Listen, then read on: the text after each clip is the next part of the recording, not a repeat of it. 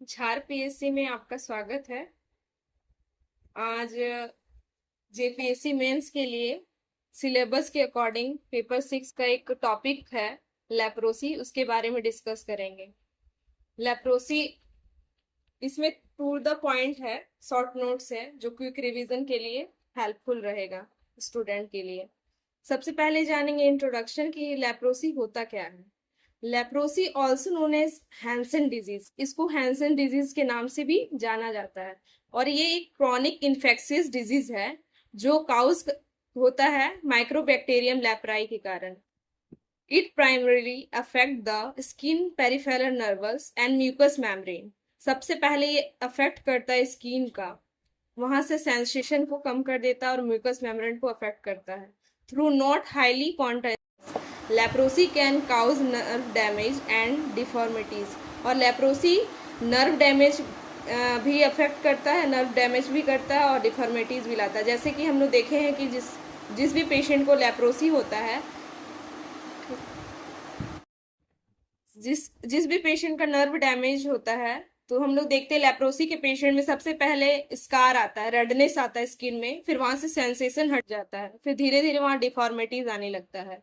अगर हम लोग लेप्रोसी को ट्रीट नहीं करेंगे और अर्ली डायग्नोस नहीं करेंगे तो डिसेबिलिटीज आ सकता है पेशेंट पे और वो इंडिविजुअल अफेक्ट हो सकता है लेप्रोसी से। अब हम लोग आगे पढ़ेंगे सिम्टम्स ऑफ लेप्रोसी। लिखा है यहाँ पे patchy pale and red skin lesions with reduce sensations. हम लोग जैसा हम बताएं कि सेंसेशन वहां से हट जाता है जहां पे भी अफेक्ट करता है लेप्रोसी, नंबरनेस आ जाता है स्किन में।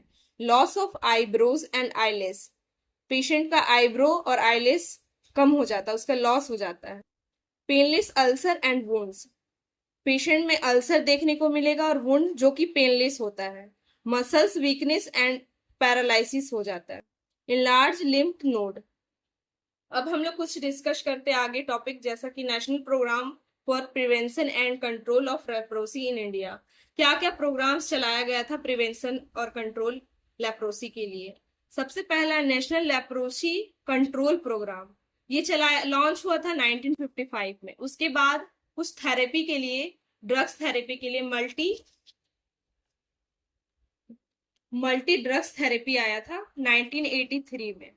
उसके बाद आगे further national leprosy eradication programme आया, इरेडिकेट करने के लिए लेप्रोसी को, वो आया था 1983 में। और इसका एम क्या था, this programme aim to eradicate leprosy by 2000 तक लेप्रोसी को इरेडिकेट कर देना था इंडिया से। While this target was not fully meet, लेकिन ये सक्सेस नहीं हो पाया था। नेशनल लेप्रोसी इरेडिकेशन प्रोग्राम का सिग्निफिकेंस था reduce leprosy prevalence in India. अब आगे पढ़ते हैं। A revised national leprosy eradication programme फिर से रिवाइज्ड किया गया। कब किया गया, तो 2005 में। रिवाइज्ड में क्या था, this revised programme focus on early detection, promote treatment and preventing disabilities associated with leprosy की एस्पेक्ट इंक्लूड। सबसे पहले क्या था कि अर्ली डिटेक्शन होना चाहिए और ट्रीटमेंट प्रमोट करना चाहिए। फिर प्रिवेंटिंग डिसेबिलिटी, पेशेंट का डिसेबिलिटी को प्रिवेंट करने के लिए हम लोग क्या करेंगे, अर्ली डिटेक्शन करेंगे और ट्रीटमेंट करेंगे। और लेप्रोसी को कम करने के लिए, रेडिकेशन के लिए ये सब चलाया गया था। इसमें सब पॉइंट है एक्टिव केस फाइंडिंग कैंपेन्स चलाना था, to identify leprosy case in the community through medical camps and awareness program। Camping जगह जगह पे करना था, मेडिकल कैंप्स लगाना था और अवेयरनेस फैलाना था।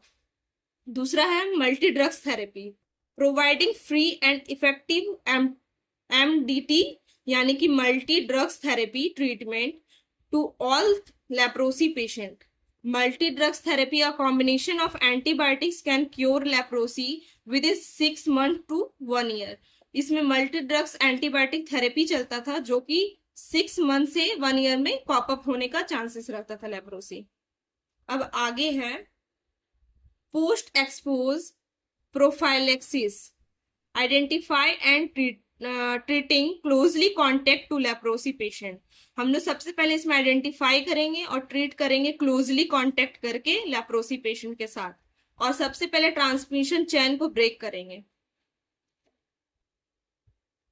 अब नेक्स्ट पॉइंट है रिहैबिलिटेशन सर्विसेज.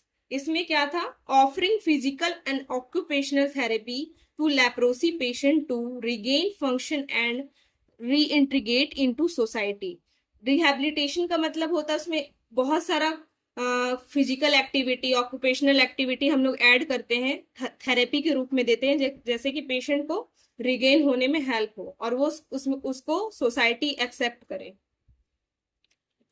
आगे हम कंपोनेंट्स दिखाए हैं डायग्राम के माध्यम से, जैसा कि इसमें दिया हुआ है. केस डिटेक्शन एंड मैनेजमेंट पहला. दूसरा disability prevention and medical rehabilitation.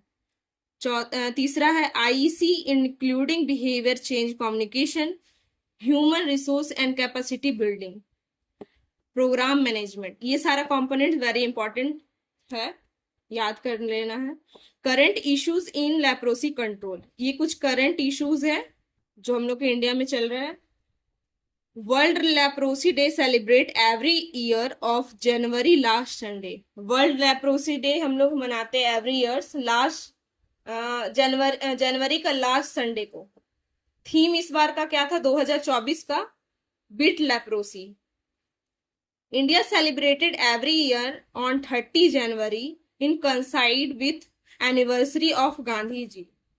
National Strategies Plan and Roadmap for Leprosy 2023 से 2027 to achieve zero transmission by 2027. यानी कि जो लेप्रोसी का ट्रांसमिशन है हम लोग को जीरो करना, कब तक करना है? 2027 तक. WHO goal of leprosy elimination in 2030. WHO का गोल है कि 2030 तक एलिमिनेट कर देना लेप्रोसी को इंडिया में. Social stigma and discrimination, delay diagnosis, drug resistance, mycobacterium leprae strain with partial resistance to MDT drugs is a concern. ये क्या है? क्या क्या पेशेंट को प्रॉब्लम आता है कि उसको झेलना पड़ता है leprosy. Social stigma and discrimination, delay diagnosis, जल्दी पता नहीं लग पाना जिसके कारण वो डिसेबिलिटी तक पहुंच जाता है, और ड्रग रेजिस्टेंस. आगे हम बताए हैं स्ट्रेटेजीज गोल. पहला है awareness campaign, mobile surveillance, mobile घूम घूम कर सर्विलेंस करना है. मॉनिटरिंग एंड इवाल्युएशन, बीच बीच में मॉनिटरिंग और सर्वेइंग और इवाल्युएशन होना चाहिए. प्रमोटिंग अर्ली डिटेक्शन या diagnosis. Providing social and economic support. इसमें सपोर्ट मिलना चाहिए लेप्रोसी पेशेंट को, उसका परिवार को, तब वो फर्दर अपना ट्रीटमेंट करा सके. अब मैं कुछ डायग्राम के माध्यम से बताना चाहती हूँ कि कैसे ट्रांसमिट होता है. ये जस्ट लाइक ट्यूबरक्लोसिस के तरह होता है. ड्रॉपलेट इन्फेक्शन और कांटेक्ट के कारण लेप्रोसी फैलता है. ये अफेक्टेड पर्सन है, इसको लेप्रोसी हुआ है, वो ये है हेल्दी पर्सन, अगर इसके कांटेक्ट पे आएगा तो इसको लेप्रोसी होने का चांसेस है. यहाँ पे कुछ मैं लिखी हूँ. Leprosy is a curable disease. ये क्यूरेबल हो सकता है अगर इसका ट्रीटमेंट एंटीबायोटिक थेरेपी चले तो. But achieving zero transmission require a multi pronged approach by the addressing stigma, ensuring early diagnosis and providing effective treatment. अब हम लोग कंक्लूजन की तरफ बढ़ते हैं.